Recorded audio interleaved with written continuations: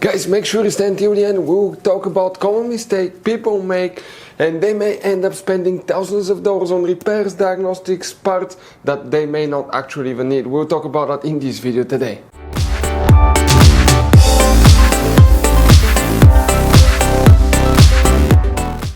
Hey guys, welcome back to Auto Repair guys. Super quick, very helpful video for any of you trying to find guys where fuses relays are located for the oil temperature sensor and oil pressure sensor guys on Mercedes GLC this generation right here. If you have problems with the oil temperature or oil pressure sensor, always check this first. Do not waste any money on parts tools diagnostics until you watch that video.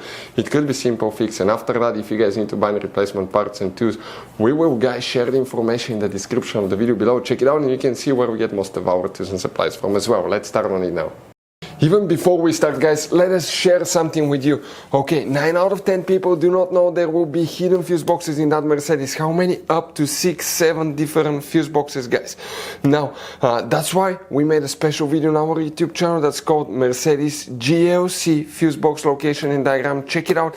It's a video that can save you thousands of dollars in future repairs. Now guys, when we make all these free videos, we take every single car apart that we get here at the garage. We make at least 200 to 300 free repair videos. We show you how to fix engines, transmission, codes, fuses, relays, because our mission at the garage is to save you as much money as we can. All we need guys in return, subscribe to the channel, like the video, that way we can keep making these free videos. By the way guys, check out our YouTube channels. We have more than 19,000 free repair videos that can save you thousands of dollars in future repairs. So let's go ahead and start on it now.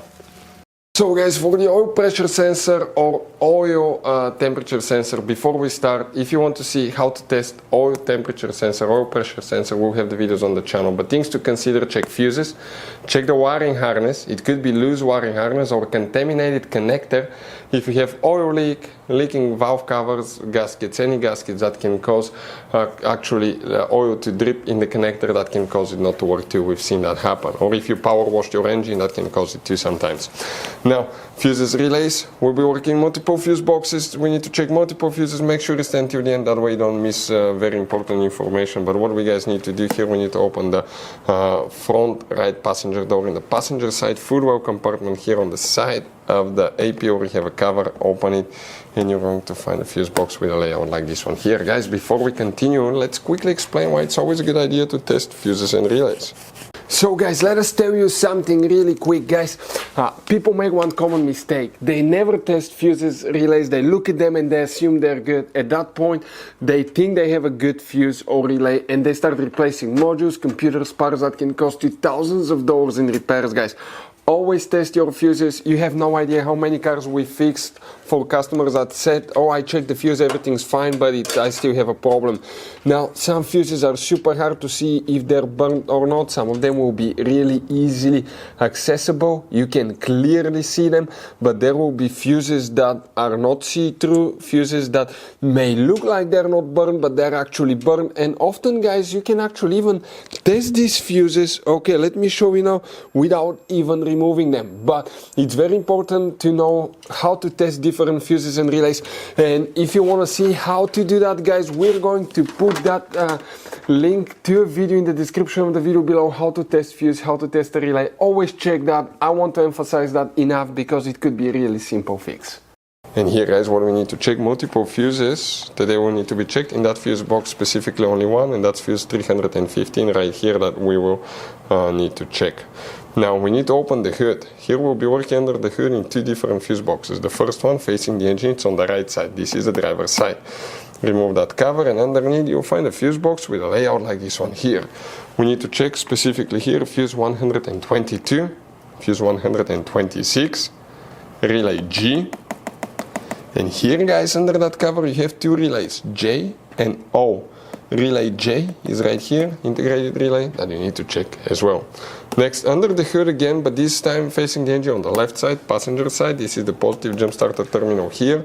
Remove the cover and you're going to see that you actually have a built-in fuse box in that jump starter terminal. That's the back side of it. You have multiple cables coming out of everywhere. And if you open it, it will look something close like this one. You have multiple, mega fuses here. Now, guys, depending on the year and model, you have 2 different kinds. if you have that kind, the main fuse you need to check is fuse number 3. But since you're already here, test all of the fuses, because another fuse can cause that problem too sometimes, secondary fuse. Now, that's the second kind, and in that case, you will need to check specifically fuse number 5, right here. And we're not done. You need to come to the trunk of your Mercedes. Open the trunk, this is the cargo cover, lift it up, underneath you're going to find that flap, open it, and you're going to find another fuse box. Here you need to check fuse 442 and fuse 451, right here. These two fuses, guys, will need to be checked as well. Guys, this Mercedes has all kind of different fuses, right? You can see just in this fuse box we have 2 different kinds. Then if you go in this one, you have even some more special fuses right there in the trunk fuse box as well, guys. Now, it's always a good idea to keep some spare ones, guys, in the glove box for a peace of mind. That way, if you're in the middle of nowhere, you need a fuse, you replace it, you're back on the road. Otherwise, we'll be stuck in the middle of nowhere, guys. We'll share the links in the description of the video below where you can get replacement fuses, relays, where we get most of our tools, part supplies from as well. Hopefully, guys, the video was helpful. If you have any questions, don't hesitate to let us know. Thank you for watching and see you next time.